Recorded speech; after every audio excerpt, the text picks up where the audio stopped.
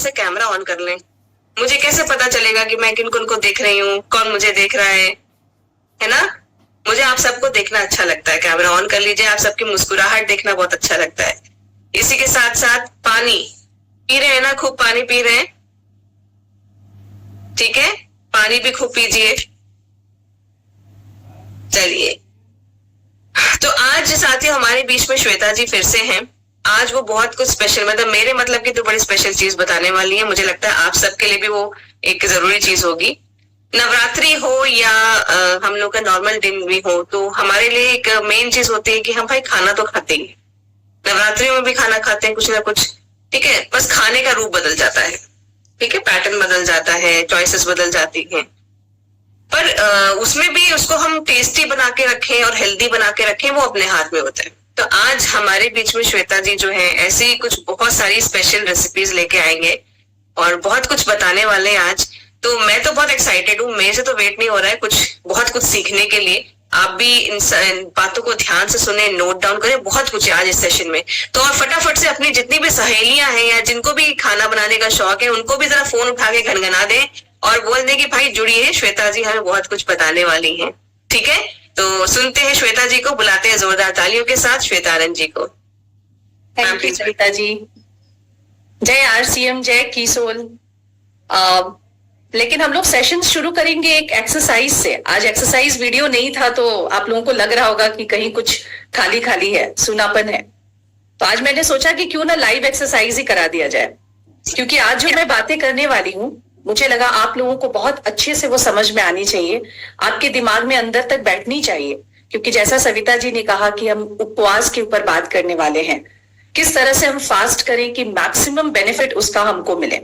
तो सबसे पहले थोड़ा सा हम लोग दिमाग को क्लियर कर लेते हैं, क्योंकि सुबह भाग दौड़ में, काम करने में, एक्सरसाइज करने में हम कहीं ना कहीं काफी उलझ गए हैं, थक गए हैं।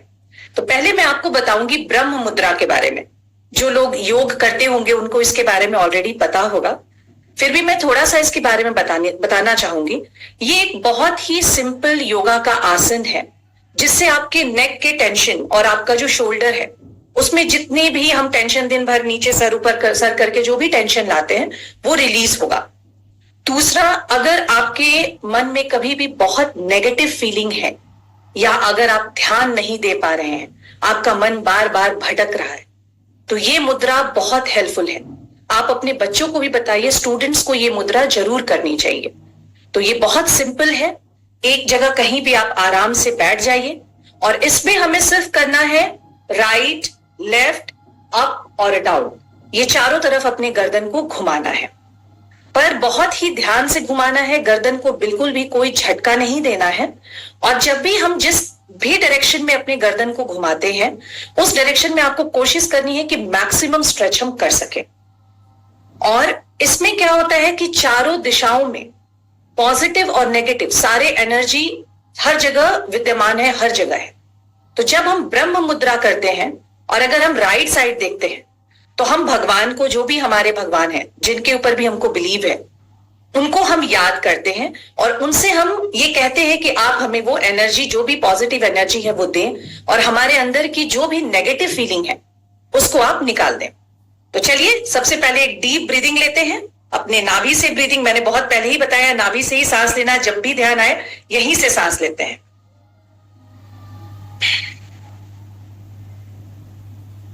और अब हम राइट की तरफ देखेंगे। मैक्सिमम स्ट्रेच आप जितना अपने गर्दन में कर सकते हैं, एकदम धीरे धीरे अपने राइट की ओर। आपको अपना राइट कंधा दिख जाना चाहिए, इतना आप अपने आप को, अपने सर को उधर मुड़ाइए। उस डायरेक्शन में जाके आप एक लंबी सांस लीजिए और छोड़िए।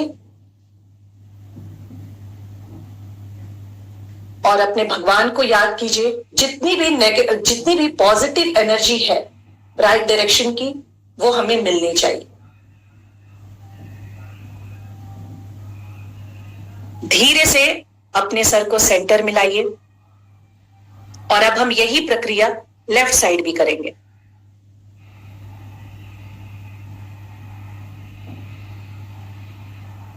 एक लंबी सांस लेंगे।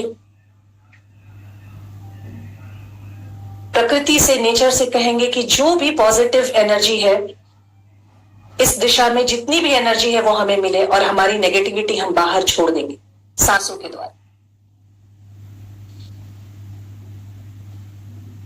हम वापस से सेंटर में आएंगे और अब हम ऊपर देखेंगे, मैक्सिमम बिना गर्दन में झटका दिए हुए, आराम से।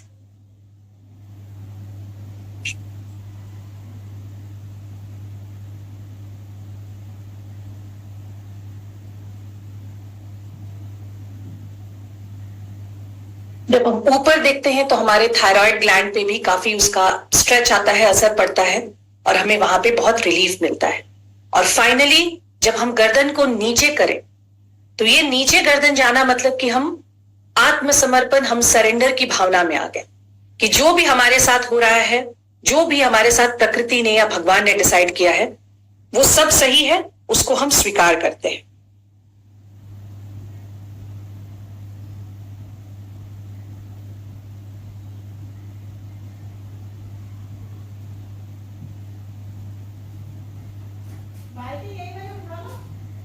सेंटर में आ जाइए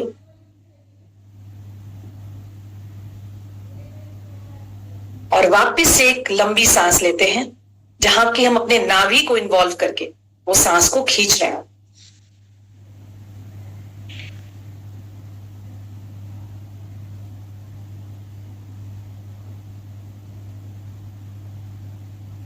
अगर आपने ब्रह्म मुद्रा को बहुत अच्छे से किया है तो आपको तुरंत इंपैक्ट यहां फील होता है।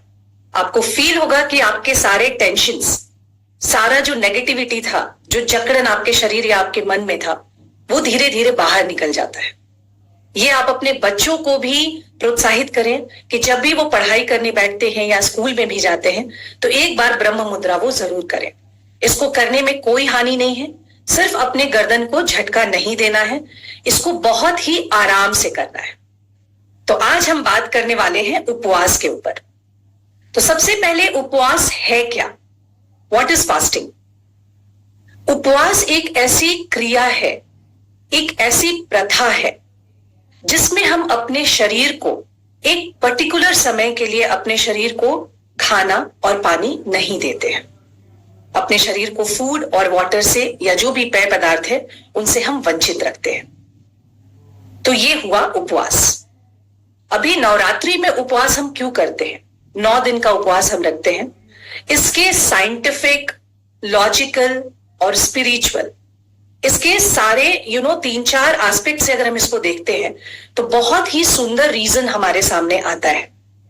जिन भी लोगों को अपने स्पिरिचुअल जर्नी को, अपने अध्यात्म के सफर को शुरू करना है, ये सबसे बेटर टाइम होता है, क्योंकि जो 9 देवियां, जो 9 देवी का स्वरूप है, वो हमें हेल्प करता है। हमारे अंदर जो 7 चक्र हैं वो सारे सबके अंदर हैं, पर वो अभी उजागर नहीं है।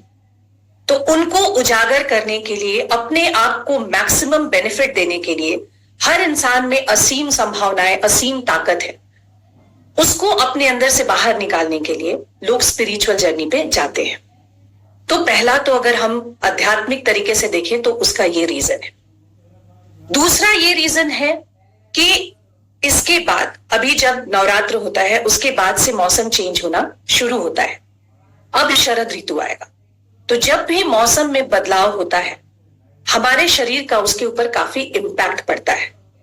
और अगर हमारा शरीर स्ट्रांग नहीं है तो बदलते मौसम में आप देखेंगे कि हर घर में बीमारियां शुरू होती हैं।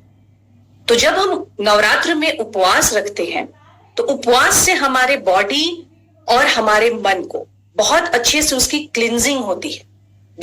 हम अपने बॉडी को अंदर तक डिटॉक्सिफाई कर पाते हैं, जिससे हमारा शरीर काफी स्ट्रांग हो जाता है, हमारा इम्यून सिस्टम स्ट्रांग हो जाता है और बदलते मौसम का हमारे ऊपर बहुत ज्यादा प्रभाव नहीं पड़ता, क्योंकि हम ऑलरेडी स्ट्रांग हो चुके होते हैं।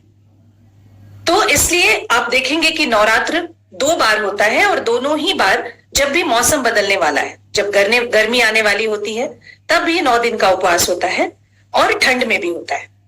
तो हमारे पूर्वज बहुत ही इंटेलिजेंट थे और उन्होंने हर चीज को इसलिए रिलीजियन से जोड़ा क्योंकि लोग उसके बाद इस चीज को बहुत ही सीरियसली फॉलो करते हैं, क्योंकि हर कोई लॉजिक या रीजनिंग की बातों को नहीं समझ पाता।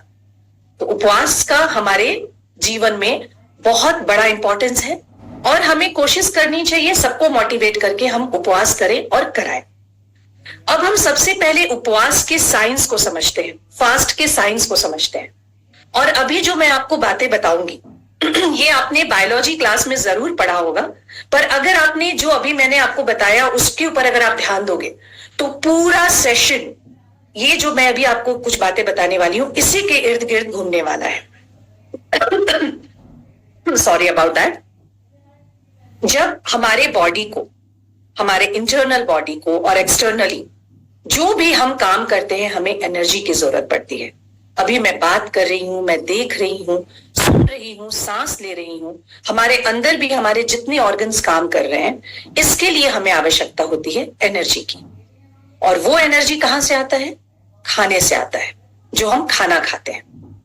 तो जब हम खाना खाते हैं, स्पेशली जो कार्बोहाइड्रेट, शुगर और स्टार्च, जब हम इस तरह का खाना खाते हैं तो हमारे बॉडी में डाइजेशन के बाद उस खाने को हमारा बॉडी ग्लूकोज में कन्वर्ट कर देता है। और हमारे शरीर को जब भी एनर्जी की आवश्यकता है वही ग्लूकोज हमें एनर्जी देता है। अब जब ये ग्लूकोज हमारे शरीर में आता है तो इसको हमारा बॉडी हमारे खून में छोड़ देता है। तो अगर वो खून में ही वो ग्लूकोज रहा, अगर वो ढंग से स्टोर नहीं हुआ तो एनर्जी भी तुरंत खत्म हो जानी है और हमारे खून का जो ब्लड शुगर जो हम बोलते हैं कि उसका लेवल हाई हो गया, वो हाई हो जाएगा। उसके लिए फिर पैनक्रियास क्या करता है? इंसुलिन नाम की एक चीज बनाता है जिसको बॉडी में छोड़ता है। तो हमारा ग्लूकोज जो कि ब्लड में था वो अब स्टोर हो गया। कैसे हम पैसे को बैंक में स्टोर करते हैं कि भाई बाद के लिए भी जरूरत है, कुछ अभी जरूरत है, कुछ बाद के लिए भी चाहिए। तो उस तरह से ही हमारा बॉडी बहुत इंटेलिजेंट है।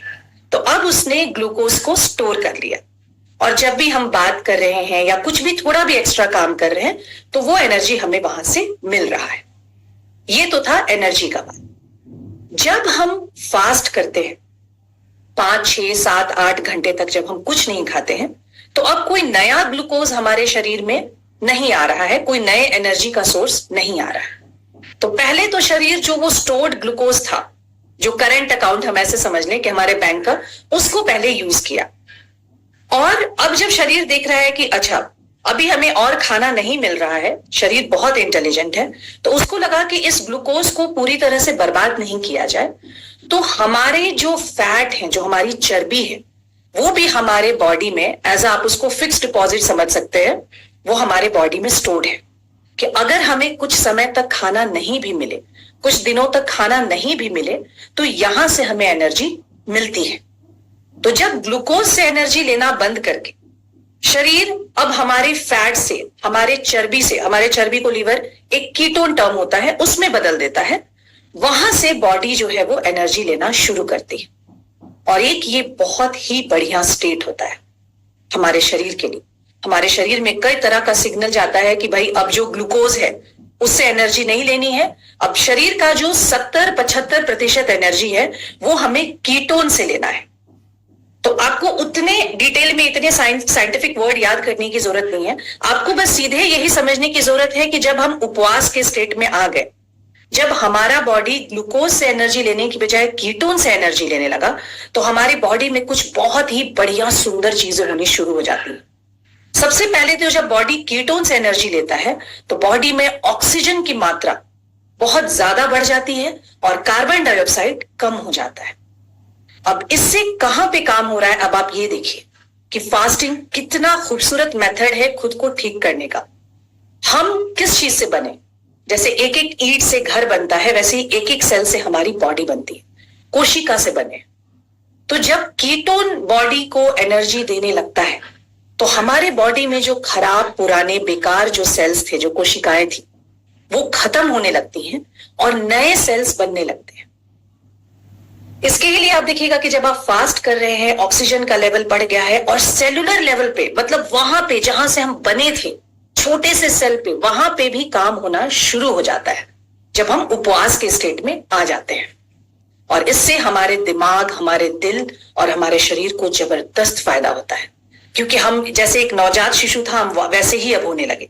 हमारा जितने भी टूटे फूटे जो हमारे बॉडी के सेल्स हैं वो जाने लगे और नए सेल्स बनने लगे। तो आप समझिए कि कितनी बड़ी क्षमता है फास्टिंग में। अगर ये उपवास का साइंस आपने समझ लिया तो आगे का जो भी डिस्कशन मैं करने वाली हूं वो सब इसी के इर्द गिर्द घूमने वाला है। तो अब हम थोड़ा सा बात करते हैं कि उपवास का क्या फायदा है। तो हम लोग अगर फिजिकल लेवल पर देखें, शारीरिक लेवल पर देखें, तो हमारी इंटरनल ऑर्गन्स, हमारे अंदर की जितनी भी हमारे शरीर के बॉडी पार्ट है उसकी सफाई हो जाती है, डिटॉक्स हो जाता है। जब सफाई हो जाती है उसके बाद शरीर बढ़िया से अपने आप को मरम्मत करने लगता है, रिपेयर करने लगता है, जो भी ऑर्गन्स में थोड़ी सी टूट फूट थी वो होने लगता है। उपवास के समय हम जो भी खाते हैं, अगर हम थोड़ा सा भी खाना खा रहे हैं तो हमारा शरीर उससे मैक्सिमम पोर्शन न्यूट्रिशन खींच करके बाहर निकालता है। तो क्योंकि एक चीज और आप समझिए कि हमारे बॉडी का मैक्सिमम एनर्जी हमारे खाने को पचाने में जाता है 70%। अब अगर हमारे बॉडी को डाइजेशन नहीं करना है, खाना आ नहीं रहा है, उसको बार बार डाइजेस्ट करने में शरीर को एनर्जी नहीं लगाना पड़ रहा है, तो अब शरीर दूसरे चीजों पे ध्यान देने लगता है। बहुत सीधी सी बात है कि अगर घर में रोज रोज हमें खाना बनाना है, झाड़ू पोछा करना है, रोज के कुछ काम है, अगर एक दो काम जैसे हमें खाना नहीं बनाना या अगर हमें कपड़ा नहीं धोना, तो हमारे पास अब ज्यादा टाइम है। तो अब हम क्या करेंगे? जब हमारे पास ज्यादा समय बच जाता है तो हम जाकर कबर्ड की सफाई करते हैं, वो काम करने लगते हैं जो काम हम नहीं किए थे। ठीक उसी तरह से हमारा शरीर डाइजेशन जब नहीं करना पड़ रहा है, उस एनर्जी को दूसरे काम में लगाना लगता है। तो हमारे बॉडी को डिटॉक्सिफाई करता है। हम जो भी खा रहे हैं उपवास में, इसलिए हमें बहुत ध्यान देने की जरूरत है कि हम उपवास में क्या खा रहे हैं, उससे मैक्सिमम पोर्शन हमारा शरीर खींचने लगता है। हमारे वेट, जो बहुत बढ़ा हुआ वजन है, वो कई तरह की बीमारियों का कारण है, उसको भी मैनेज करता है। क्योंकि मैंने कहा कि अब उपवास के स्टेट में जो हमारी चर्बी थी, हमारा जो फैट है, अब हम उससे एनर्जी ले रहे हैं, वो फैट अब एनर्जी में कन्वर्ट हो रहा है, तो हमारी चर्बी गलने लगती है और फैट, हमारा जो वेट है वो एक अच्छे लेवल पे आ जाता है। हमारी जो खून की नलियां हैं वो धीरे धीरे समय के साथ स्टिफ हो जाती हैं, जाम हो जाती हैं। तो फास्ट में वहां भी उसकी भी सफाई होती है, उसकी भी फ्लेक्सिबिलिटी बढ़ती है। तो अगर ब्लड प्रेशर है, हाइपरटेंशन है, उस तरह के प्रॉब्लम्स में भी हमें बहुत फायदा होता है। उसके बाद कोलेस्ट्रॉल वर्ड है जिसको सुनते हैं हम डर जाते हैं, क्योंकि इसको हम सीधे हार्ट से एसोसिएट करते हैं। पर आपको पता है हमारे बॉडी में गुड कोलेस्ट्रॉल और बैड कोलेस्ट्रॉल दोनों है। गुड कोलेस्ट्रॉल उल्टे हमारे हार्ट के हेल्थ को अच्छा रखता है, इंप्रूव रखता है। तो जब हम फास्ट के स्टेट में जाते हैं तो बैड कोलेस्ट्रॉल जो हैं वो कम होने लगते हैं और गुड कोलेस्ट्रॉल बढ़ने लगता है। तो हमारे हार्ट को भी बहुत अच्छा, एक हेल्दी हार्ट को वापस से जैसा हमारा दिल था उसको मजबूत और जवान करने में उपवास बहुत मदद करता है। उसके बाद जैसा मैंने बताया था, जब मैंने उपवास का साइंस आपको बताया तो मैंने इंसुलिन के बारे में बात की थी। अब हम बार बार खा रहे हैं, जब भी हम खा रहे हैं, जो छोटा छोटा बीच में जिनको भी मंचिंग की आदत है या बीच में कॉन्सेप्ट था हर 2 घंटे पे खाइए, ये बहुत ही गलत कॉन्सेप्ट है। जब हम बार बार खा रहे हैं तो हमारे बॉडी को वो सारी प्रक्रियाओं से बार बार गुजरना पड़ रहा है, तो बार बार पैंक्रियास को इंसुलिन डालना पड़ रहा है ब्लड में ग्लूकोज को स्टोर करने के लिए। उसकी वजह से पहले पहले लोगों को इंसुलिन सेंसिटिविटी होती है और फिर वही डायबिटीज में चेंज हो जाता है। तो उपवास में इंसुलिन सेंसिटिविटी में भी क्योंकि पैंक्रियास को राहत मिलती है, उसको बार बार इंसुलिन प्रोडक्शन नहीं करना है, तो अब वो खुद को ठीक करने का काम करेगा, मरम्मत करने का काम करेगा। तो शुगर, डायबिटीज वगैरह में भी, या अगर आप प्री डायबिटिक हो स्पेशली, या आपको ऐसा लगता है कि आपके फैमिली में इसकी हिस्ट्री है, देखिए डायबिटिक को तो उपवास बहुत ही ध्यान से करने की जरूरत है, क्योंकि प्रॉब्लम क्या होती है कि शुगर अगर बहुत हाई जाता है तो बहुत लो भी जाता है। लेकिन जो प्री डायबिटिक स्टेज पे हैं या जिनके यहाँ फैमिली हिस्ट्री है, अगर वो उपवास बहुत अच्छे से रखते हैं तो उनको काफी फायदा होता है।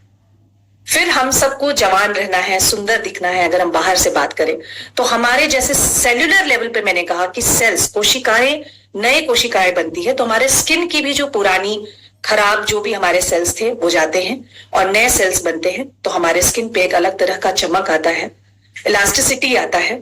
और जो डैमेज है, स्पेशली अगर एक्जिमा है, एक्ने है, इस तरह की प्रॉब्लम्स भी उपवास काफी हद तक इसको ठीक करता है। उपवास के टाइम में हमारे बॉडी में कोलाजन बनता है ज्यादा मात्रा, जो हमें जवान रखने में या हमारे चेहरे को एक अलग तरह का शाइन देने में बहुत मदद करता है। तो उपवास से आपका स्किन भी बहुत अच्छे से चमकेगा, आपकी सभी इनर बॉडी को रेस्ट मिलेगा, क्योंकि ये भी एक मशीन है। निरंतर काम करते करते जो टूट फूट हो रही है शरीर में, इसको भी कहीं ना कहीं आवश्यकता है थोड़ी शांति की, वो होगा और आप ज्यादा एनर्जेटिक महसूस करोगे। उपवास में आप देखोगे कि आपके अंदर एक बहुत ही पॉजिटिव और बहुत ही अच्छी एनर्जी आपको अपने बॉडी में फील होगा। अगर हम मेंटल लेवल पे बात करें तो जैसे मैंने कहा कि कीटोन से हम एनर्जी ले रहे हैं, तो काफी सारा ऑक्सीजन हमारे शरीर में घूम रहा है और कार्बन डाइऑक्साइड कम हो रहा है। तो उससे जो हमारी मेंटल शार्पनेस है, हमारी जो मेंटल क्रिएटिविटी है, आर्टिस्टिक जो हमारे अंदर वो सब फैक्टर्स है, वो बाहर आने लगते हैं।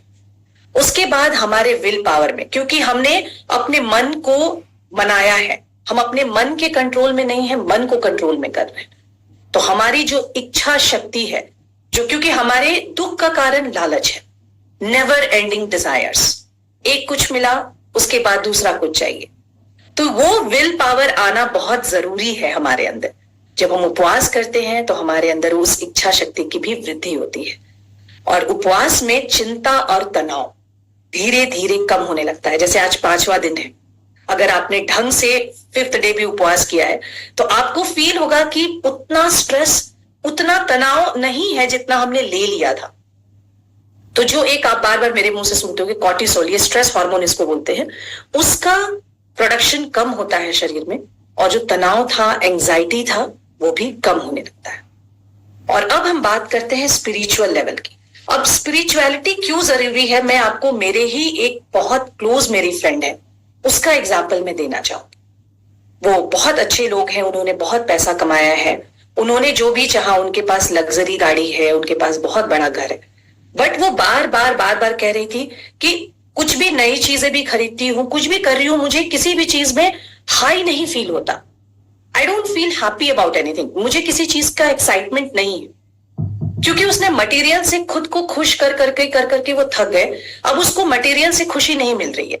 आप एक कार लाए, जब पहली बार लाए तो बहुत खुशी हुई, अब दूसरे एडिशन है, तीसरा एडिशन है, तो जो डिजायर है वो धीरे धीरे कम होने लगता है।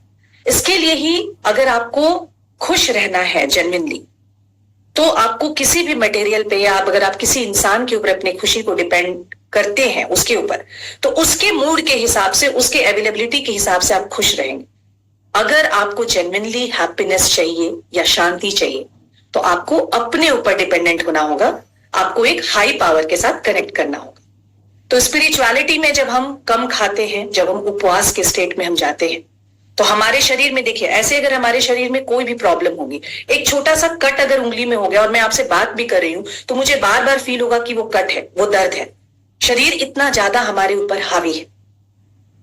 तो जब हम फास्ट के स्टेट में जाते हैं, जब हमारे शरीर को भी अंदर से मरम्मत हो रही है, शरीर भी रिलैक्स्ड स्टेट में है, तो हम दूसरे चीजों पे फोकस कर पाते हैं, अध्यात्म के ऊपर फोकस कर पाते हैं। इसमें हम ईश्वर से जुड़ते हैं। जो मटेरियलिस्टिक वर्ल्ड है, जो हमारा नेवर एंडिंग डिजायर है, वो यहां से कम होना शुरू होता है। हमारा सोल तक की सफाई होती है, हमारे आत्मा की सफाई होती है, क्योंकि जब हम अच्छा खा रहे हैं, जब हम अच्छा काम कर रहे हैं, तो नेचुरली हमारे अंदर एक बहुत ही पॉजिटिव, एक सात्विक सोच आ रहा है। हम किसी के बारे में भी नेगेटिव नहीं सोच रहे हैं। जब हमारा लालच, जलन, इस तरह की भावना जब अंदर से जा रही है, तो आत्मा की भी शुद्धि उपवास की वजह से हो रहा है। अब सेल्फ अवेयरनेस, हम कौन हैं, हम क्या कर रहे हैं, अपने बारे में जानने का मौका हमें स्पिरिचुअलिटी के थ्रू मिलता है, क्योंकि हम अंदर की ओर जाते हैं। तो जब हम उपवास के स्टेट में होते हैं, जब बॉडी डाइजेशन के ऊपर ध्यान नहीं दे रहा है, ब्रेन का, बॉडी का पूरा फोकस जब खाना पचाने में नहीं है, तो हमारे पास बहुत समय है, हमारा दिमाग भी एक बहुत ही शार्प लेवल पे आया हुआ है, क्लैरिटी लेवल पे आया हुआ है, तो हम सेल्फ अवेयर होते हैं, हम खुद के बारे में जान पाते हैं। हम उपवास में खुद को जब भूखा रखते हैं तो हमारे अंदर एक दया, एक करुणा की भावना भी उत्पन्न होती है। हम लकी हैं कि हमें ऊपर वाले ने बहुत कुछ दिया। बहुत सारे लोग जो 2 रोटी, हम बासी रोटी फेंक दिया करते थे, उसके लिए बहुत ऐसे लोग हैं जिसको शायद अगर वो मिल जाए तो उनके लिए वही लग्जरी है। तो जब हम उपवास के स्टेट में आते हैं, जब हम भूख लगता है, जब हम अपने कंफर्टेबल स्टेट से थोड़े से डिस्कंफर्ट मोड में जाते हैं, तो हमारे अंदर वो दया, वो करुणा की भावना भी आती है। एंड ऑब्वियस सी बात है कि नेगेटिव थॉट्स जब दूर जाते हैं तो पॉजिटिव थॉट हमारे अंदर आता है, हमें फिर किसी से कोई शिकायत, कोई किसी के लिए बुरा, ये हम नहीं सोचते। तो उपवास जब हम करते हैं तो मेंटल, फिजिकल, स्पिरिचुअल तीनों लेवल पर उपवास हमारा हेल्प करता है। कुछ ऐसे लोग हैं जिनको उपवास नहीं करना चाहिए, मैं उसके बारे में भी बात करना चाहूंगी। अगर जो लोग बार बार बीमार पड़ते हैं तो उनका इम्यून सिस्टम बहुत वीक हो चुका है और उन्हें दूसरी चीजें करके खुद को अच्छे से ठीक करके उसके बाद ही उपवास करने की जरूरत है। अगर गर्भवती महिलाएं हैं या स्तनपान कराने वाली महिलाएं हैं, उनको भी फास्ट करने से बचना चाहिए, और अगर वो उपवास कर रही हैं तो उन्हें अपने लिए बहुत अच्छे से प्लानिंग करने की जरूरत है। जो बहुत ही कम वजन वाले लोग हैं उनको भी अपने वजन को एक अच्छे लेवल पे लाने के बाद ही उपवास करना चाहिए। और जो हार्ट से संबंधित, जो हार्ट पेशेंट हैं, उनको भी बहुत टफ उपवास करने से बचना चाहिए। अगर वो उपवास करते भी हैं, उन्हें अपने डॉक्टर से सलाह लेने की जरूरत है।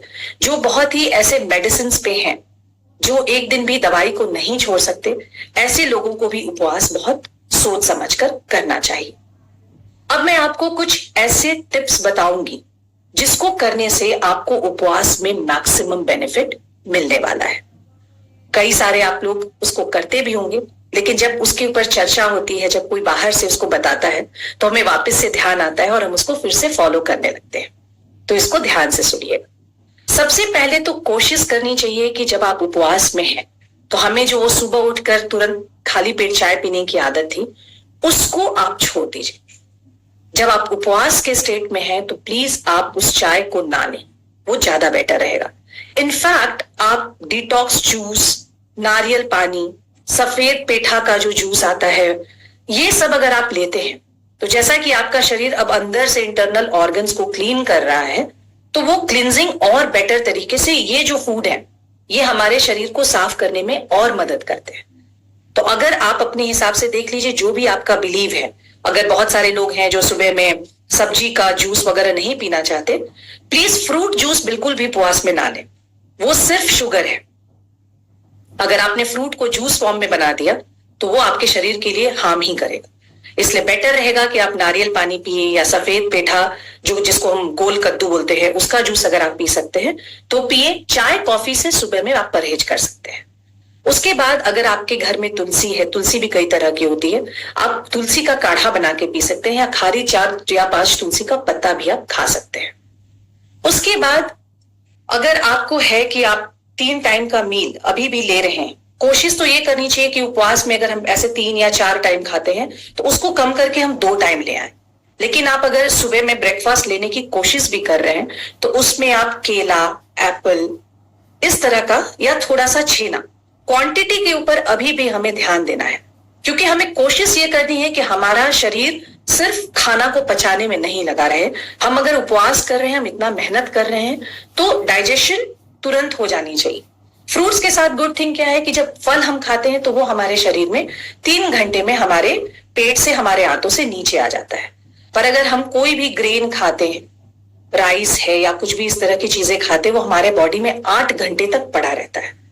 तो उसके लिए अगर आपने सुबह, आपको अगर कुछ खाकर ही निकलना है तो आप फ्रूट्स खा सकते हैं, थोड़ा सा आप छेना खा सकते हैं, पर आपको क्वांटिटी देखनी है।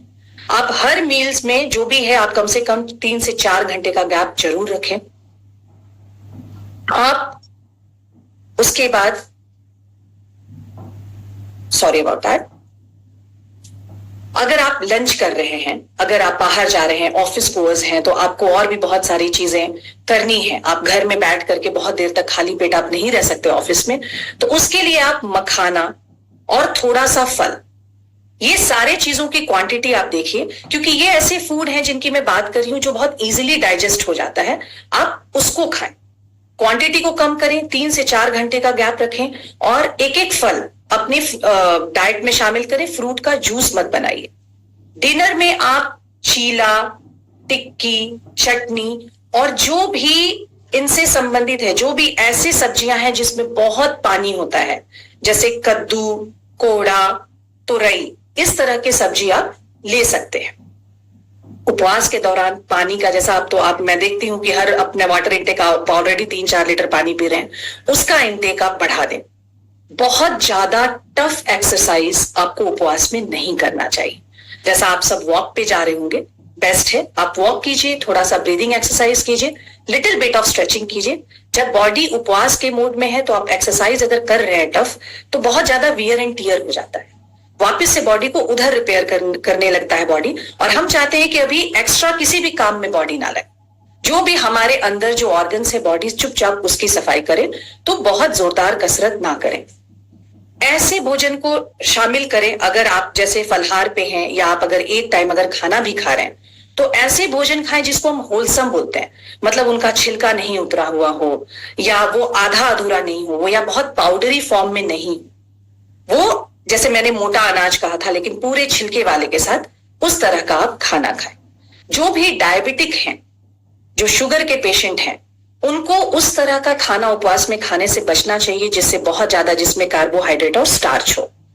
तो अगर आप बहुत ज्यादा साबूदाना खा रहे हैं या इस तरह के फूड पे डिपेंडेंट है, उसको क्वांटिटी को थोड़ा सा कम करके आप राजगीरा, चना, ओट्स, एप्पल, इस तरह का खाना अपने डाइट में शामिल करें।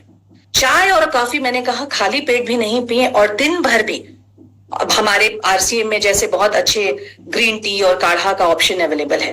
तो अगर आपको उसकी बार बार होती है कि नहीं मुझे चाय पीना ही है, तो आप कोशिश करें कि आप उसको रिप्लेस करके दूध वाला चाय या दूध वाले कॉफी के बजाय आप ग्रीन टी या काढ़ा के ऊपर स्विच करें। उपवास में आपको जितना जरूरत हो आप उतना बात करें, कम बोलें। बोलने से भी बहुत ज्यादा एनर्जी जाती है, जो जहां पे रिक्वायर्ड है। अगर मुझे बिजनेस करना है, मैं अगर कस्टमर के साथ हूं, तो आप वहां बात करें, क्योंकि अब आपका फोकस और ज्यादा बढ़ जाएगा, तो आप बेटर परफॉर्मेंस दे पाइए। आप जहां पे रिक्वायर्ड नहीं है वहां पे एनर्जी को वेस्ट ना करें, ज्यादा मत बोलिए। कोशिश करें कि नेगेटिव विचार ना आए, पर फूड से अगर आप अच्छा खाना खा रहे हैं तो आपको कोशिश करने की जरूरत नहीं है, वो ऑटोमेटिकली होना ही होना है। फ्राइड या जो भी गरिष्ठ भोजन है, जो बहुत ज्यादा चीनी से भरा हुआ भोजन है, या जैसे क्योंकि हम लोग बहुत सारी चीजों को हम लोग उपवास में पूरी खाने लगते हैं, उपवास में हम जो भी तल के अगर हम अगर खाना खा रहे हैं उपवास में, तो फिर हमारे उपवास करने का कोई फायदा नहीं है। उपवास में हमने गरिष्ठ भोजन को बिल्कुल भी नहीं करना है, उससे आप बिल्कुल तौबा कर लें। उसके बहुत से रिप्लेसमेंट्स अवेलेबल हैं जिसके बारे में अभी आपको आगे बताऊंगी। जब आप उपवास की स्थिति में होते हैं तो साफ सफाई पर और बहुत ज्यादा ध्यान दें। अपने आसपास या जहां पे भी है उसको साफ करें, अपने एनवायरनमेंट को साफ करें। बॉडी की तो क्लींजिंग हुई रही, लेकिन हमारी आंखें भी चीजों को देखती है, हमारी ब्रेन भी उस चीजों को देखती है, और अगर आसपास गंदगी होती है तो हमें उलझन होता है। तो हाइजीन के ऊपर आपको पूरा ध्यान देना है। अगर आप उपवास कर रहे हैं तो कोशिश करें कि आप थोड़ा सा पहले, अगर आप 6 बजे उठते हैं या 8 बजे उठते हैं, 1 घंटा पहले उठने की कोशिश करें, सो दैट उपवास में आपको स्पिरिचुअल लेवल पर भी कनेक्शन चाहिए था।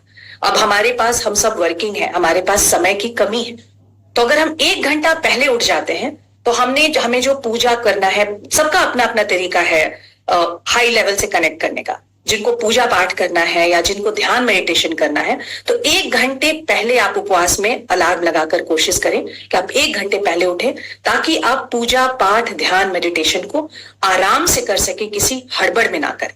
आपको स्ट्रेस नहीं आना चाहिए। उसके बाद जो भी चीनी का कुछ भी अगर हम बना रहे हैं, उपवास में हम अच्छा खाना भी बनाते हैं, बच्चे भी लुक फॉरवर्ड करते हैं, तो चीनी को रिप्लेस करके आप कोशिश करें कि गुड़ या खजूर का पाउडर है उसको आप अपने डाइट में शामिल करें। अगर आप दिन भर के लिए घर से बाहर निकलते हैं तो एक छोटा टिफिन आपके पास जरूर रहना चाहिए, जिसमें खजूर, थोड़ा सा कच्चा नारियल। कच्चा नारियल हमें फाइबर देता है, और कभी कभी अगर हम उपवास में हैं और बहुत देर तक हमने खाना नहीं खाया तो हमें माउथ में भी फ्रेशनेस फील नहीं होती है, तो नारियल उसमें हमारा हेल्प करता है। तो जब भी आप उपवास के स्टेट में हैं, आप अपने पास एक छोटा टिफिन में थोड़ी किशमिश, काजू, एनर्जी बार, मैं उसका अभी आपको बताऊंगी रेसिपी, और उसके साथ थोड़ा सा गुड़, ये आप लेकर ही घर से बाहर निकलें। एक और आयुर्वेदा के हिसाब से अगर कोई भी खाना हम बनाते हैं और उसको 3 घंटे के अंदर हम खा लेते हैं, तो उस खाने का जो प्राण होता है वो खाना जीवित रहता है। और अगर हम उसके बाद उस खाने को फ्रिज में रख के खा रहे हैं या बहुत देर के बाद खा रहे हैं, तो उस खाने का प्राण खत्म हो जाता है। तो अगर आप उपवास में हैं और यदि संभव हो तो आप जो भी खाना को बनाए अपने लिए, उपवास का खाना, उसको 3 घंटे के अंदर आप जरूर खा लें, कंज्यूम कर लें। बाहर की मिठाइयां या खोए से बनी हुई जो मिठाइयां हैं, ये गरिष्ठ भोजन में आती हैं और इनको पचाने में हमारे शरीर को बहुत मेहनत करना पड़ता है। तो कोशिश करें कि इस तरह की मिठाइयों से आप खुद को दूर रखें। उसके बाद सबसे बड़ी जो बात है, अब उपवास है। अब हम जब फास्ट स्टेट में होते हैं, उसके बाद थोड़ा सा काम और बढ़ जाता है और मैं देखती हूं कि काफी घरों में उपवास में और ज्यादा अशांति फैल गई, लड़ाई झगड़ा होने लगा। अगर आपने उपवास किया है, वो आपका चॉइस है, तो आप दूसरों के ऊपर अपने चॉइस को अगर ला देते हैं तो झगड़ा झंझट वहीं पे शुरू होता है। अपने घर में कोशिश करके शांति का माहौल रखें, क्योंकि आपका शरीर भी अंदर से साफ हो रहा है, आपका मन साफ हो रहा है। आप उसमें किसी भी तरह का स्ट्रेस हार्मोन डाल करके उस चीज में विघ्न को पैदा नहीं करने देना चाहते हैं। अगर आप इन सारे टिप्स को अपनाते हैं तो आपको मैक्सिमम बेनिफिट उपवास का मिलेगा। अब हम बात करते हैं कुछ अच्छे हेल्दी रेसिपीज की या कुछ ऐसे फूड की जो हमें अपने डाइट में शामिल करने की जरूरत है। अब जैसा मैंने सबसे पहले ही कहा था कि कोशिश करके चाय कॉफी को आप अपने डाइट से हटा दीजिए। अगर आप चाय कॉफी अपने डाइट से हटाते हैं तो बहुत लोगों को है कि भाई मुझे तो चाय पीने की बहुत इच्छा होती है और अगर मैं चाय नहीं पीता या पीती तो मुझे सर में दर्द होता है। तो उसके लिए आप ग्रीन टी का इस्तेमाल कर सकते हैं। अब मैं आपको फूड के बारे में कुछ ये बताना चाहूंगी। आप लोगों को पता होगा कि खाने को 3 भाग में आयुर्वेदा में डिवाइड किया गया है, सात्विक, राजसिक और तामसिक। तो जब भी हम उपवास में रहें, हमें कोशिश ये करनी है कि हम सात्विक खाना खाएं। अब सात्विक खाना किस तरह के खाना को बोलते हैं? तो जो भी खाना जिसको बहुत ज्यादा भूना नहीं गया हो, तला नहीं गया हो, इस तरह के जो फूड हैं वो सात्विक फूड कैटेगरी में आते हैं। जैसे जितनी भी हरी सब्जियां हैं, इन सब्जियों में अपने आप वाटर का लेवल बहुत ज्यादा होता है, वो सात्विक में आ गए। फल जो है वो सात्विक भोजन है। अगर आपने हल्का सा उबाल के भी आप खा रहे हो तो वो भी सात्विक भोजन में शामिल होता है। तो सात्विक भोजन अगर आप करते हैं तो सात्विक भोजन हमारे डाइजेशन पे भी बहुत ईजी होता है और हमारे मन को भी क्लियर रखता है। दूसरा होता है राजसिक भोजन। ये भोजन करने वाले लोगों में पावर और एम्बिशन वो बहुत ज्यादा रहता है और इसमें राजसिक भोजन में बहुत ज्यादा आलू या खोआ, बहुत ज्यादा मेवा, इस तरह की चीजें शामिल होती हैं। और फूड भी जो होता है, अगर उसमें जो स्पाइस है, जो हम उसके अंदर मसाले डाल रहे हैं, वो भी ज्यादा होता है। और तीसरा होता है तामसिक भोजन, जो भी नॉन वेजिटेरियन फूड है या जो भी खाना को बहुत पहले पैक करके पैक्ड वाले जो फूड है, ये सब तामसिक भोजन के कैटेगरी में आते हैं। और ऐसा मानना है आयुर्वेदा में कि इन खाने को खाने से हमारे अंदर जो है वो बहुत ही नेगेटिव फीलिंग आती है।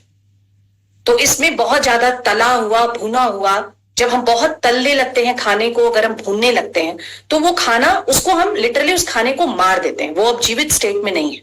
और अगर मरा हुआ खाना हमारे शरीर में जा रहा है तो हमें वो कितना फायदा पहुंचाएगा। तो ये सोचने वाली बात है। इसलिए ये जो 3 फूड है, सात्विक, राजसिक, तामसिक, आपको अब ये डिसाइड करना है कि आपको इनमें से, जब आप फास्ट में हैं तो आपको क्या खाना है। अब मैंने आपको बता दिया है कि सात्विक खाना ज्यादा से ज्यादा आप उसको हल्का सा सेक सकते हैं, हल्का उबाल सकते हैं, वो उस तरह का फूड हो। तो उपवास में हमें सात्विक खाना खाना है और सात्विक खाने के लिए मैं आपको 2-4 अब बहुत ही प्यारे रेसिपीज बताने वाली। तो जैसे मैंने कहा, ग्रीन टी हमारे यहाँ आरसीएम में अवेलेबल है, काढ़ा आप वो ले सकते हैं अगर आपको चाय नहीं लेना है। नींबू पानी बहुत अच्छी चीज है।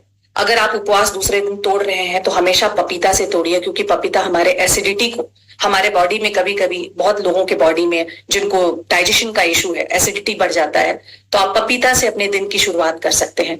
आप थोड़ा सा छेना खा सकते हैं। हमें एक्चुअली प्रोटीन की जरूरत उपवास में भी पड़ती है, क्योंकि बॉडी अब रिपेयर मोड में आ गया है और जब बॉडी को रिपेयर करना है तो थोड़ा थोड़ा हमें प्रोटीन, अगेन क्वांटिटी के ऊपर ध्यान देना पड़ेगा, वो आप खाइए। तो छेना अभी उपवास के लिए बेस्ट है। उसके बाद आप हरी चटनी शामिल करें, कद्दू, कोहड़ा, खीरा, तुरई, आलू को भी शामिल करना जरूरी है, क्योंकि आलू सिर्फ कार्ब्स नहीं है, आलू से हमें और एनर्जी भी मिलती है। तो काफी लोग हैं जो बहुत जगह लो एनर्जी फील कर रहे हैं, तो थोड़ा सा आलू हमें उपवास में शामिल करना है, पर उसका क्वांटिटी बहुत कम होना चाहिए। अब अगर हम दिनचर्या देखते हैं कि उपवास में हम किस तरह का दिनचर्या फॉलो कर सकते हैं, तो उसमें आप सुबह उठे कोई भी डिटॉक्स वाला जूस पिए। अगर आप डिटॉक्स जूस नहीं भी पीते हैं तो आप जीरा का या आप सौंफ का पानी उबाल करके उसको पी सकते हैं। तो आपकी बॉडी जो क्लीनिंग स्टेट में थी वो और ज्यादा क्लींजिंग आपके बॉडी में होने लगी। आप ब्रेकफास्ट में थोड़ा सा छेना और एक फ्रूट, एक टाइम में कोशिश करनी चाहिए कि एक ही प्रकार का फ्रूट हम खाएं ताकि वो आराम से डाइजेस्ट हो जाए। अलग अलग फ्रूट को भी डाइजेस्ट करने में अलग अलग टाइम लगता है। तो अगर मुझे घर से बाहर निकलना है तो केला और थोड़ा छेना इज मोर देन सफिशिएंट। अब उसके बाद मैं तो कोशिश करती हूँ, मैं तो सिर्फ 2 बार ही खाती हूँ उपवास में। एक मैंने 12 बजे का समय निर्धारित किया हुआ है और एक 6 बजे।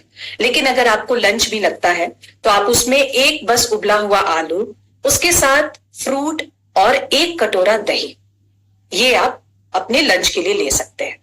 अगर आपके यहाँ अलाउड है, जैसा भी आप लोगों का जो भी रिचुअल जैसे आप फॉलो करते हैं, बहुत लोग खीरा गाजर वगैरह नहीं खाते, अगर आपके यहाँ अलाउड है तो आप लंच में उसको भी थोड़ी सी मात्रा उसकी भी बढ़ा दें, क्योंकि वो फाइबर है और वो बॉडी को फर्दर क्लींजिंग करने में हेल्प करेगा। और शाम में 6 बजे से पहले, रात को नहीं, अगर शाम को हम रात एक टाइम अगर अच्छे से खा रहे हैं तो उसमें हम चीला बना के खा सकते हैं, अच्छा पराठा बना के खा सकते हैं और उसके साथ हम सब्जी ले सकते हैं, जिसके ऊपर मैं अभी डिस्कशन करने वाली। तो सबसे पहले मैं आपको बताने वाली हूं भगगर, जिसको सामक भी लोग बोलते हैं, उसके चावल की बनी हुई इडली। ये बहुत ही टेस्टी रेसिपी होती है और अगर आप रोज एक ही खाना खा करके अगर आप बोर हो गए हैं तो आप इसको अपने डाइट में शामिल कर सकते हैं।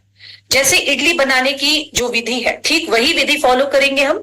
बस यहाँ पे इडली में हम चावल और दाल लेते हैं, उसको हम रिप्लेस कर देंगे सामक चावल से और थोड़ा सा साबूदाना। 4 चम्मच साबूदाना और थोड़ा सा चावल हमने भिगो दिया।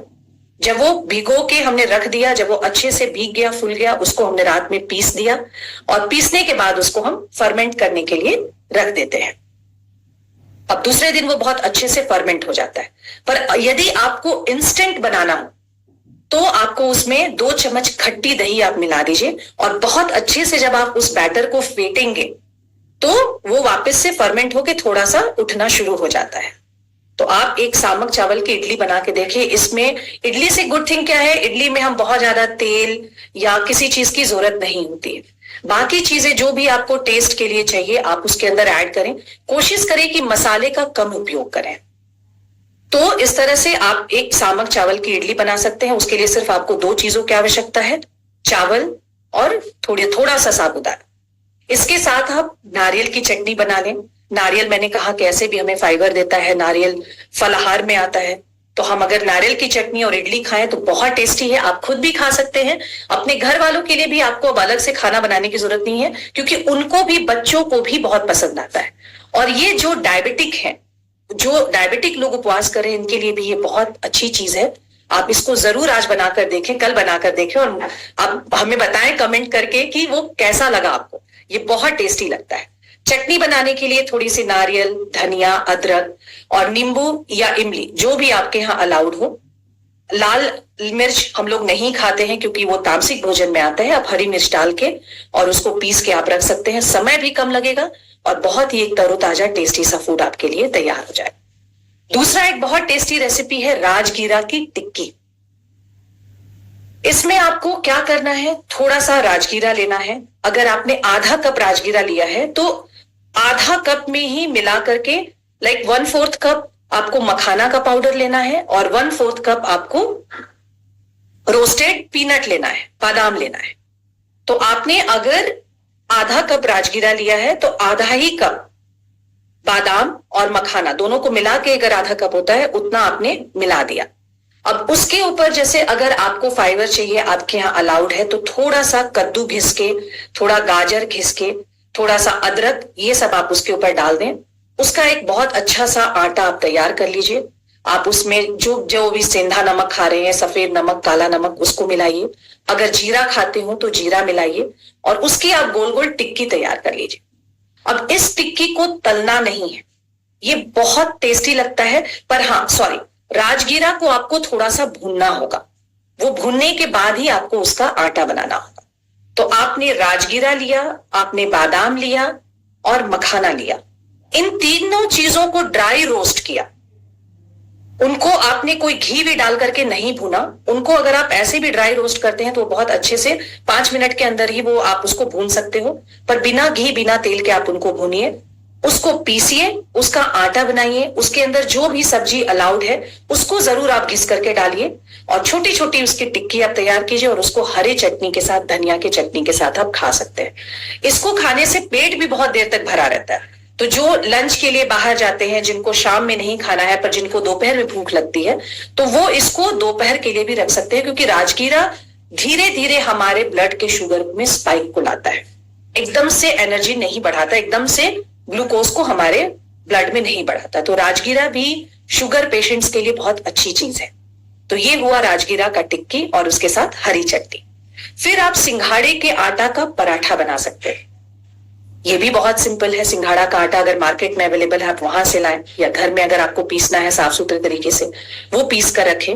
उसमें एक उबला हुआ आलू, सिर्फ एक आलू, आलू की मात्रा बहुत ज्यादा नहीं रखनी है, वो आपने डाला, हरी मिर्च, पुदीना, अदरक और जो भी जितने भी वेजिटेबल्स आपको अलाउड हैं। मैं कद्दू का इस्तेमाल बहुत करती हूं अभी अपने जब भी मैं उपवास करती, तो आपने कद्दूकस करके कद्दू डाला, गाजर डाला, अगर पालक वगैरह अलाउड है तो उसको डालिए और उसका मस्त पराठा तैयार होता है।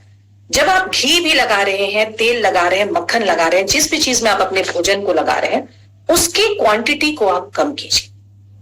वो बहुत ज्यादा वैसा तल के आपको लगाने की जरूरत नहीं है, क्योंकि याद कीजिए मैंने जो फास्टिंग का साइंस समझाया है कि डाइजेशन में अपने बॉडी को बहुत ज्यादा समय नहीं बिताने देना है, ताकि बॉडी दूसरे चीजों पे काम कर सके। अब ये जो सिंघाड़े आटे का पराठा है, इसको आप दही के साथ या हरी चटनी के साथ, या जिनके यहाँ चना अलाउड हो, चने की भी बहुत ही टेस्टी चटनी बनती है। काला चना को आपने अगर थोड़ा सा भिगो के रखा, उसको हल्का सा भून दें, उसके अंदर थोड़ा सा धनिया पत्ता, अदरक, हरी मिर्च और थोड़ा नींबू डालकर आप उसको पीस लें। वो बहुत टेस्टी लगता है और वहां से आपको एक प्रोटीन का भी सोर्स आता है, तो आप वो भी कर सकते हैं। उसके बाद रागी, अगर जो फलहार नहीं है, क्योंकि रागी फलहार में नहीं आता, बाकी जो मैंने सामक चावल, राजगीरा, सिंघाड़ा, इनका जो आटा बताया था, ये तीनों फलहार में शामिल है। जो एक टाइम भोजन कर रहे हैं, जिनको है कि नहीं मैं एक टाइम खाना खाकर ही फास्ट करता हूं, उनके लिए है कि आप सिंपल गेहूं की रोटी के बजाय उसको थोड़ा सा चेंज करके आप मड़ुआ की रोटी खाएं। रागी का इंस्टेंट डोसा आप बना सकते हैं, वो भी बहुत इजी है। उसको बनाने के लिए आपको 1 कप रागी चाहिए और उसमें आप 1.5 कप पानी डाल दें। जो भी आपको टेस्ट के लिए उसमें चीजें चाहिए, जो भी स्पाइसेस चाहिए, वो आप उसको छोटा छोटा काट करके उसके अंदर डाल सकते हैं। थोड़ा सा अगर आप रोस्ट किया हुआ मूंगफली उसमें डालते हैं तो रागी का जो अखरापन है वो उससे जाता है और मूंगफली का टेस्टी वाला टेस्ट उसके अंदर आता है। तो जब आप रागी के आटा को घोल रहे हो, उसमें हल्का सा पीसा हुआ मूंगफली 1 या 2 चम्मच आप मिला दें, उसमें थोड़ा हरी मिर्च, अदरक, धनिया पत्ता डालें और उसको एकदम पनीला बैटर बनाना है। मतलब अगर हम उसको उठाए तो वो पानी जैसे नीचे गिर जाना चाहिए, और उसको आप अपने तवा पे स्प्रेड करें और खाएं। वो बहुत ही क्रिस्प और बहुत ही टेस्टी रहता है। उसको मैं नॉर्मल अपने ब्रेकफास्ट में यूज करती हूँ। मैं फलाहार पे हूँ इसलिए मैं रागी का नहीं खाती, पर रागी अगर आप फलाहार पे नहीं है, एक टाइम अगर आप वैसा भोजन ले रहे हैं, तो उसमें आपको गेहूं को रिप्लेस करके कोशिश करनी चाहिए कि आप दूसरे मोटे अनाज को अपने डाइट में शामिल कर रहे हो। फिर एक कुट्टू का आटा, ये भी हर जगह अवेलेबल है। इसका भी आप चीला बना सकते हैं। चीला बनाने का वो जो बैटर का कंसिस्टेंसी वो थोड़ा सा थिक रहता है, जैसा इडली का बैटर है। उसमें भी हमने 1 कप कुट्टू का आटा लिया और कद्दूकस करके हमने बाकी सारी चीजें, जितनी भी सब्जी है, उसको मिला लिया। उसमें थोड़ा, और कुट्टू का आटा का रोटी, ये चीला क्या होता है, ये अखरा भी नहीं लगता है, इसलिए इसमें आपको अलग से साबूदाना या फिर अलग से इसमें आपको पीनट्स वगैरह मिलाने की जरूरत नहीं है। और ये सब मिला करके आप उसका भी चीला खा सकते हैं। तो कोशिश करनी है, हर संभव ये कोशिश करनी है कि हम कम से कम कार्ब्स और स्टार्च को खाएं और ज्यादा से ज्यादा, बिकॉज ये जो खाना है इनसे जो पोषण मिलेगा, क्योंकि मैंने आपको कहा था कि उपवास में हमारा बॉडी, आप जो भी खाते हो, हमारा बॉडी उससे मैक्सिमम न्यूट्रिशन खींचता है, मैक्सिमम पोषण। वो जो भी खाना अभी आपके अंदर बॉडी में जा रहा है वो आप उससे आपका बॉडी निकालता है। तो अगर आप अच्छी चीजें अपने बॉडी में डाल रहे हैं तो बहुत ज्यादा न्यूट्रिशन आपके बॉडी में आएगा। उसके बाद एक जिनको थोड़ा चटपटा खाना है, दिन भर हम उपवास में बैठे हुए हैं, उसके लिए मट्ठा आलू की एक सब्जी है जो नॉर्थ में बहुत बनती है, जिसको दही के आलू भी बोले जाते हैं। उसमें आपको सिर्फ उबला हुआ आलू है, जिसको आपको मट्ठे में डालकर मट्ठे को घोल के चलाते रहिए, वरना वो फटता है। और उसके ऊपर मट्ठे में थोड़ा सा पानी और मिला दीजिए तो वो फटेगा नहीं।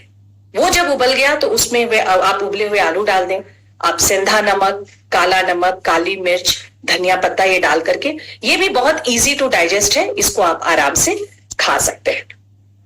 उसके अलावा अगर आपको थोड़ा अगर मीठे का भी मन है कि नहीं मुझे थोड़ा मीठा भी अपने डाइट में शामिल करना है, तो मखाना का खीर एक बहुत अच्छा ऑप्शन है और 2 मिनट में बनने वाला चीज है ये।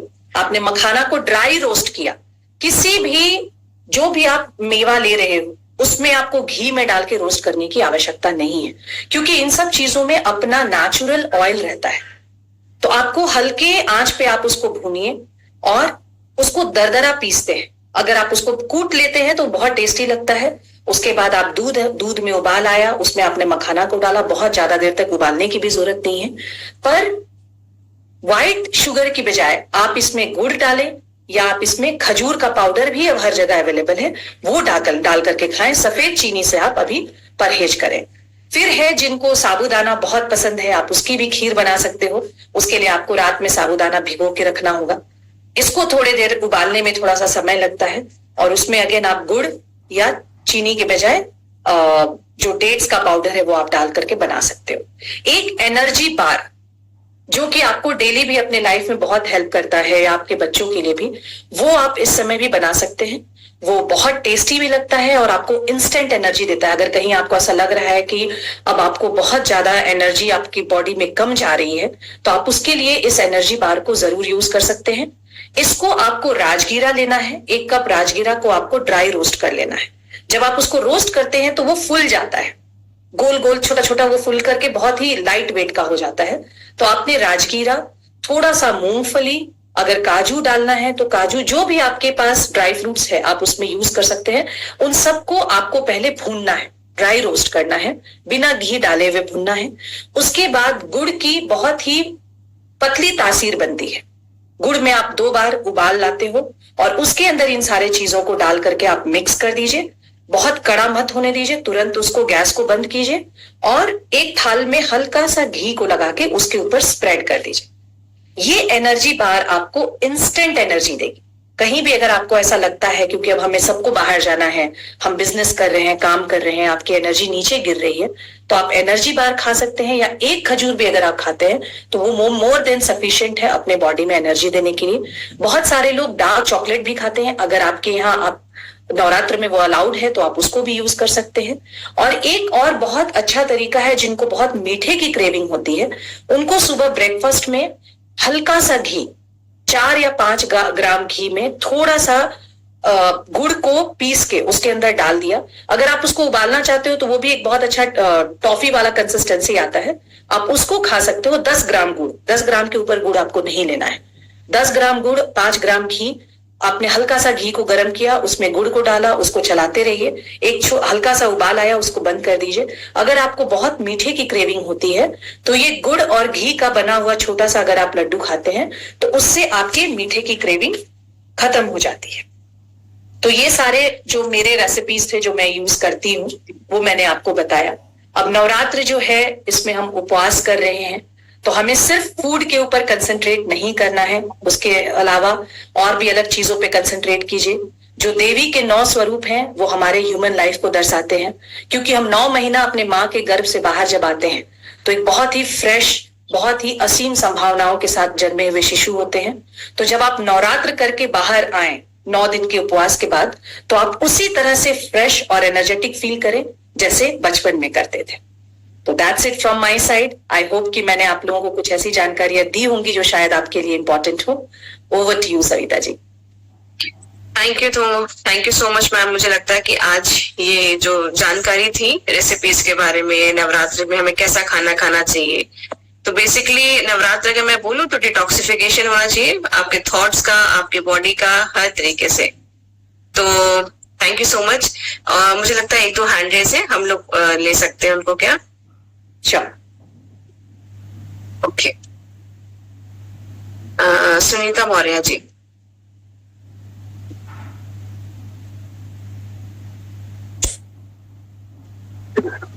जय आरसीएम मैडम। मैडम मैं जब भी उपवास रखती हूँ ना तो हमारा सिर पकड़ लेता है, दर्द होने लगता है, तो उसके लिए क्या करना चाहिए मैडम? आपको चाय पीने की आदत है क्या ऐसे? नहीं मैडम, मैं चाय नहीं पीती, कभी नहीं पीती। तो देखिए, ये जो सर पकड़ता है ना, बहुत लोगों को जब आप जैसे स्पेशली अगर नवरात्र में हम देखते हैं तो शुरू 1-2 दिन बॉडी को बहुत डिस्कम्फर्ट में आप बॉडी को भेज रहे हैं, बॉडी बहुत हैप्पीली स्टेट में नहीं जा रहा है। तो आप अगर आपको ऐसे सर पकड़ता है तो आप अपने पास जैसे मैंने ऑप्शन बताए थे, ग्रीन टी का है, काढ़ा का है, ये सब आप एक बार पी करके देखें। स्पेशली आप ग्रीन टी पी और देखिए कि आपको कैसा फील होता है।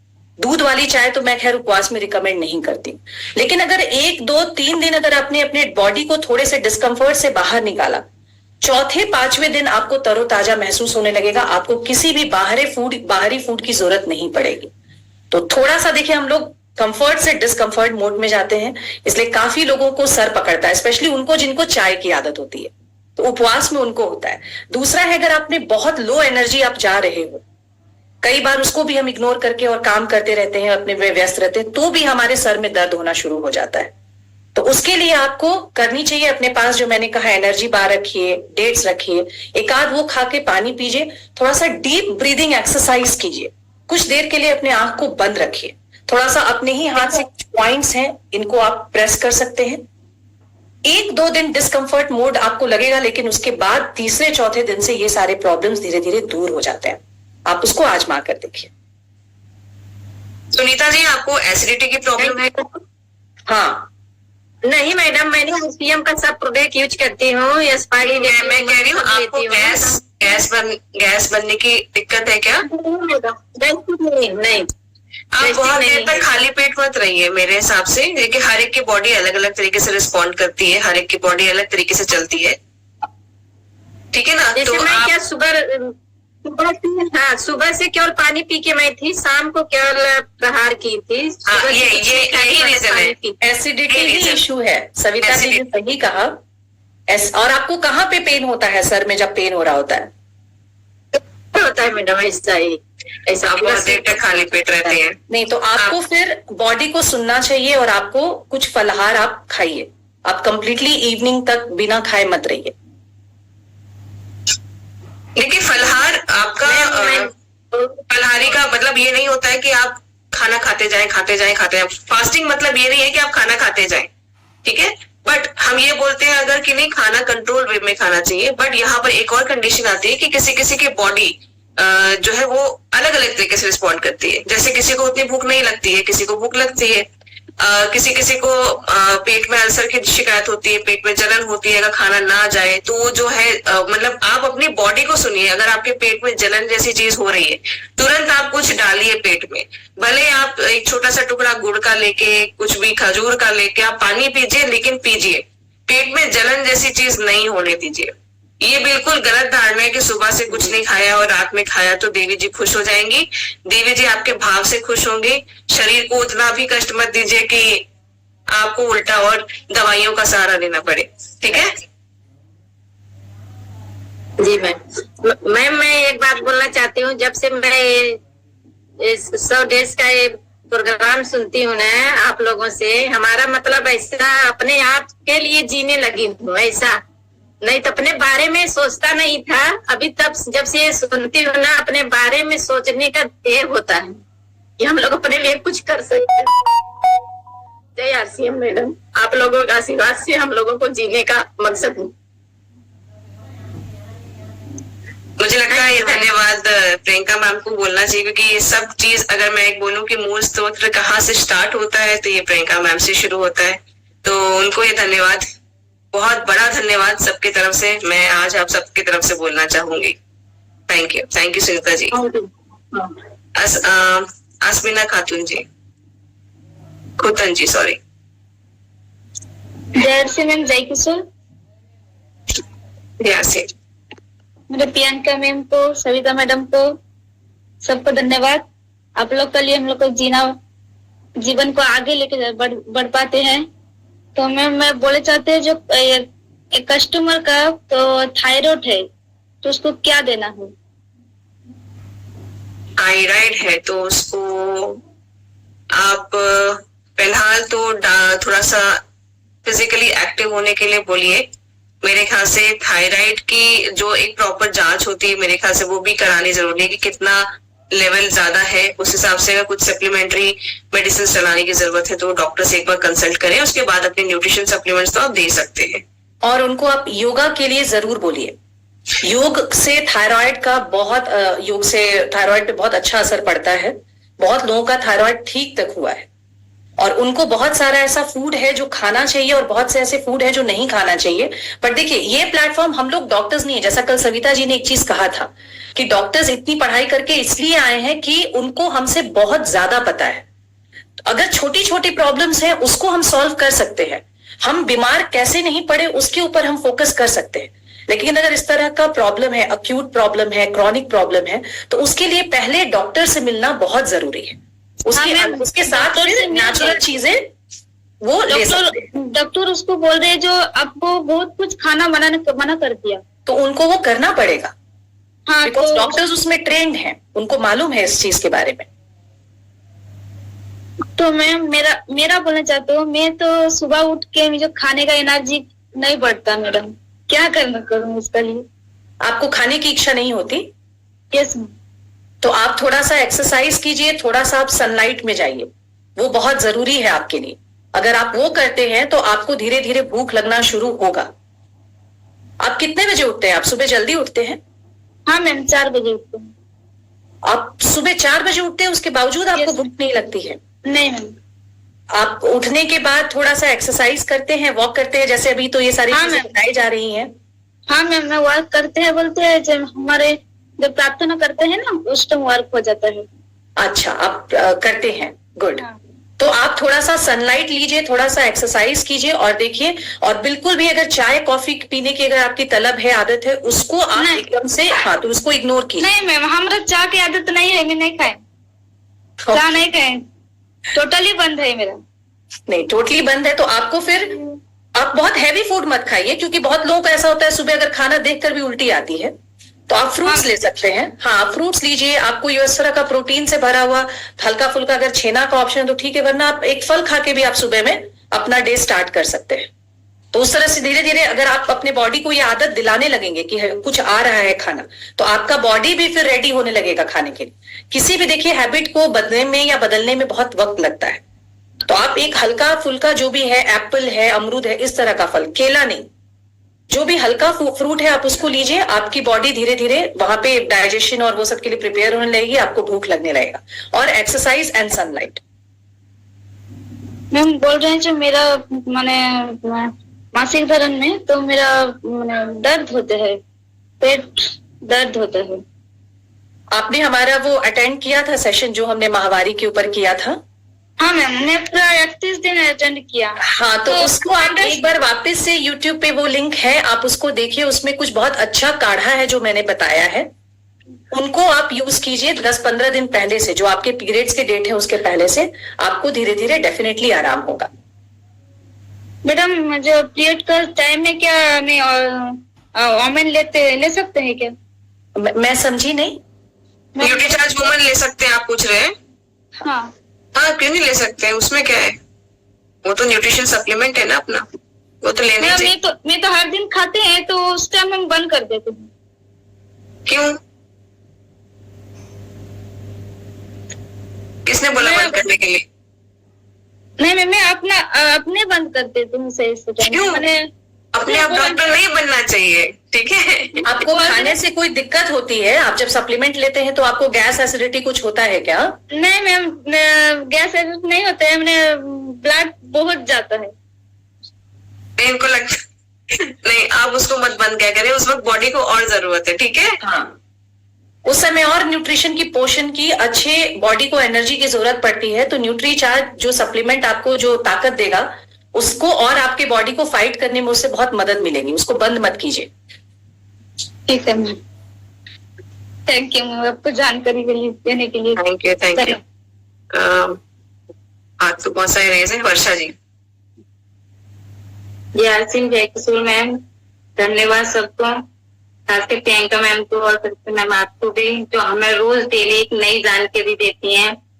और जैसा कि मैम मेरा चल रहा जिस दिन से 100 डे का ये चला, मैं डेली रेगुलरली इसमें आ रही हूँ और मुझे मेरा 73 वेट था और जो मैंने 69 वेट लॉस किया है। इसके लिए तो सबको को ताली बजाना चाहिए। और मैम मेरा जो फास्टिंग के टाइम से तो मैं योगा ये कर नहीं रही थी, मेरा 5 बजे का टाइम था, मैं 5 बजे उठती थी सुबह को, मैं 4 बजे उठती हूँ, वॉक भी करती हूँ, कुछ एक्सरसाइज भी करती हूँ और उसके लिए मुझे बहुत बेनिफिट हुआ। मेरा मतलब कि वेट भी कम हुआ। मुझे लोग टॉर्चर करते थे कि तुम मोटी हो रही हो, मोटी हो रही हो, क्यों हो रही हो इतना, और मैम इतना मैं खाती भी नहीं थी, पता नहीं मैं ऐसे क्यों हो रही थी अंदर से।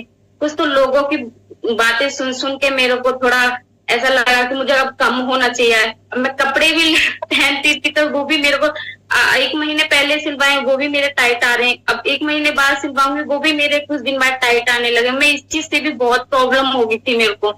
तो मेरे को जिस दिन से 100 डे का ये चला है, मैंने अपने ऊपर इतनी सारी चेंजिंग करी है। मेरे को हर एक दिन चेंजिंग करनी है, मुझे पानी पीना है, एक्सरसाइज करनी है। मैं लोगों को भी बताती हूँ, मुझे बहुत खुशी हो रही है। मैं परसों से तो मैंने कल भी अपना वेट चेक किया था और जिस दिन मैं सेशन से जुड़ी हुई थी उस दिन मैंने अपना वेट चेक किया था, मेरा 73 वेट था उस टाइम पे। और उससे मैंने 10 दिन बाद चेक किया था तो 71 था और कल मैंने चेक किया था तो 69 वेट था मैम मेरा। तो अभी तो मैं बस कुछ नहीं ले रही हूँ, अभी मेरा फास्ट है तो 5 दिन से तो मैं एक्सरसाइज भी नहीं कर रही, वो जो नॉर्मली है थोड़ा बहुत करती हूँ। तो थैंक यू मैम, मुझे बहुत कुछ मिला। और मैं कल फील्ड में भी गई थी तो मुझे बिल्कुल भी ऐसा महसूस नहीं हो रहा था कि मैं मतलब मुझे कमजोरी महसूस हो रही हो, ये मेरे को बिल्कुल भी नहीं था। और मेरा ओमेगा मतलब कि वुमेन मैं खा रही हूँ, वुमेन तो मेरा चली ही रहा रेगुलर, तो मुझे बिल्कुल भी। वर्षा जी, मैं वैसे आपको एक चीज कहना चाहूंगी कि वेट के ऊपर आप अपने मूड को, वेट जो होता है हमारे शरीर के हेल्थ को सही तरीके से नहीं दर्शाता है, क्योंकि वुमेन के बॉडी में बहुत चेंजेस होते रहते हैं, हार्मोनल चेंजेस। तो वेट वो ऊपर नीचे आना एक स्वाभाविक चीज है। तो उसके लिए अगर आप जैसे 2-3 केजी आपका वेट नीचे गया, आप खुश हैं। अगर 1-2 केजी बढ़ जाता है तो आपको डिसहार्टेंड होने की या दुखी होने की जरूरत नहीं है। पर जो प्रोसेस यहाँ पे बताया जा रहा है उस प्रोसेस को आप फोकस कीजिए और उसको करते रहिए, क्योंकि सिर्फ वेट ही हमारे बॉडी का आईना नहीं है ना हेल्थ का। बट बहुत अच्छी बात, जो वर्चुअल फैट है ना वो ज्यादा था, वो मेरा मतलब 5 था, वो मेरा 5 था। उसकी प्रॉब्लम से ही मेरी बॉडी में मतलब कि बहुत सारी कहते हैं ना, उसी की वजह से प्रॉब्लम बीमारियां भी आने की संभावना है। तो वो चीज मेरे अंदर बहुत थी, वो भी कम हुई है। एक मतलब कि 1 पॉइंट कम हुआ, वो भी 4 है अब। तो जैसे वेट लॉस हुआ उसकी मतलब 5 था, वो वर्चुअल फैट वो भी थोड़ा सा कम हुआ है 1 पॉइंट। Good, very good. तो थैंक यू मैम, मुझे बहुत कुछ सीखने के लिए मिलता। और मैं लोगों को कल फील्ड में गई थी, मैंने भी उन्हें 100 डे के बारे में बताया था और वो लोग भी बहुत खुश हैं, शायद जुड़े हुए होंगे आज, ये पता नहीं मेरे को। तो थैंक यू मैम, आपसे सीखती रहूंगी और लोगों को सिखाती रहूंगी। Thank you Varsha ji, thank you so much. साथियों, अभी यहाँ पर टाइम हमारा ज्यादा हो रहा है तो अब कोशिश करेंगे बाकी क्वेश्चंस को या हम लोग कल बात कर पाए, ठीक है। तब तक अभी हम जैसे प्रोग्राम के अंत में हमेशा एक प्रोडक्ट वीडियो देखते हैं, चलिए देखते हैं अपने प्रोडक्ट के बारे में। जय आरसीएम, जय किशोर। मेरा नाम है प्रणाली अपेटा। तो आज हम हमारे व्यमनी के रेंज के एक बहुत ही बेहतरीन प्रोडक्ट के बारे में जानकारी लेने जा रहे हैं। ये हमारा जो व्यमनी रेंज है, मोरिंगा बेस्ड प्रोडक्ट्स आपको प्रोवाइड करता है। तो हमारे व्यमनी के हर एक प्रोडक्ट के अंदर जो खास इंग्रेडिएंट आपको मिलता है वो है मोरिंगा। आज जिस प्रोडक्ट के बारे में आज हम जानकारी लेने जा रहे हैं, इसका नाम है हमारा फेस स्क्रब, व्यमनी फेस स्क्रब। तो ये बहुत ही बेहतरीन प्रोडक्ट है जो हमारे स्किन को एक अच्छा इफेक्ट देता है, हेल्थ प्रोवाइड करता है और साथ ही साथ स्किन के डर्ट को, गंदगी को साफ सफाई करने के लिए भी मदद करता है। मोरिंगा फेस स्क्रब की अगर मैं बात करूं तो इसके अंदर बहुत ही अच्छे इंग्रेडिएंट डाले गए हैं। जैसे कि हम हमेशा बताते हैं, हमारे सारे किशोर के प्रोडक्ट के अंदर नेचुरल इंग्रेडिएंट का इस्तेमाल किया गया है। इसके अंदर आपको मिल्क मिलता है, इसके अंदर दूध है जो आपके त्वचा की देखभाल करता है, आपके त्वचा की एजिंग प्रोसेस को कम करने के लिए मदद करता है। साथ ही साथ इसके अंदर मोरिंगा का एक्सट्रैक्ट हमने डाला हुआ है जो आपके त्वचा को हेल्दी इफेक्ट देता है, मुहासों को कम करता है, त्वचा के ऊपर जो भी धब्बे होते हैं उसको कम करने के लिए मदद करता है और साथ ही में आपकी त्वचा में एक ताजगी प्रदान करने के लिए मदद करता है, त्वचा को एक पोषण देने के लिए भी हेल्प करता है। इसके साथ इसके अंदर शहद है जिसको हम हनी बोलते हैं जो आपके त्वचा के लिए एक एंटीऑक्सीडेंट प्रॉपर्टी देता है, आपके त्वचा के सेल्स को, कोशिकाओं को हेल्दी रखने के लिए मदद करता है। इसके अंदर हमने नेचुरल 100% एक्सफोलिएंट यूज किए गए हैं जिसकी मदद से आपके त्वचा का देखभाल करने के लिए आपको आसानी हो जाती है और आपकी त्वचा को एक हेल्दी इफेक्ट मिलता है। तो ये हमारा बहुत ही बेहतरीन प्रोडक्ट है जो आपके स्किन बेनिफिट से भरपूर है। ये प्रोडक्ट मैं आशा करती हूँ आप घर घर पहुंचाओगे, इसके फीडबैक अनुभव आप लोगों के साथ शेयर करोगे। मेरी बात करूं तो ये मैं प्रोडक्ट बहुत ही अच्छे लेवल पे इस्तेमाल करती हूँ। इसको इस्तेमाल कैसे करना है, अगर आपकी त्वचा ऑयली है तो हफ्ते में आप 2 बार इस्तेमाल कर सकते हो और अगर आपकी त्वचा ड्राई है, रुकी सूखी ज्यादा रहती है तो हफ्तों में 1 बार इस्तेमाल इसको कर सकते हो। आपके त्वचा के ऊपर की जो डेड स्किन होती है, मृत त्वचा होती है, उसको भी कम करने के लिए ये आपकी मदद करता है और स्किन को हेल्दी इफेक्ट देता है। मैं आशा करती हूँ ये आप हर घर पहुंचाओगे, हर लोगों के साथ ये प्रोडक्ट के बारे में जानकारी शेयर करोगे, अनुभव शेयर करोगे। Till the time, thank you so much. जय आरसीएम। तो साथियों, ये था अपना स्क्रब क्योंकि आपके स्किन का एक वीकली जो हम स्किन के रूटीन बात करते हैं उसका एक बहुत इंपॉर्टेंट हिस्सा होता है और इसके अलावा बहुत अच्छे से आपको जानकारी चाहिए कि स्किन टाइप क्या होती है, कैसे क्या करना चाहिए, किस स्किन पे किस तरह से एप्लीकेशन करना चाहिए, तो उसके लिए उड़ान में रजिस्ट्रेशन करें। जिन्होंने किया होगा, जिन्होंने पीक्यूसी या उड़ान के जरिए सारे सेशन अटेंड किए होंगे, उनको इन चीजों का फायदा भी मिल रहा होगा। तो इसी के साथ साथियों आज ही मैं सेशन समाप्त करती हूँ, बहुत सारे धन्यवाद के साथ और बहुत सारी माफी के साथ, क्योंकि मुझे आप माफ करें क्योंकि मैं बहुत सारे क्वेश्चंस नहीं ले पाई हूँ आज। यकीनन कल जरूर लेने की कोशिश करेंगे, एक नए टॉपिक के साथ मिलेंगे। तब तक आप सबसे अलविदा लेती हूँ एक वादे के साथ कि हम लोग कल मिलेंगे फिर से 10 बजे।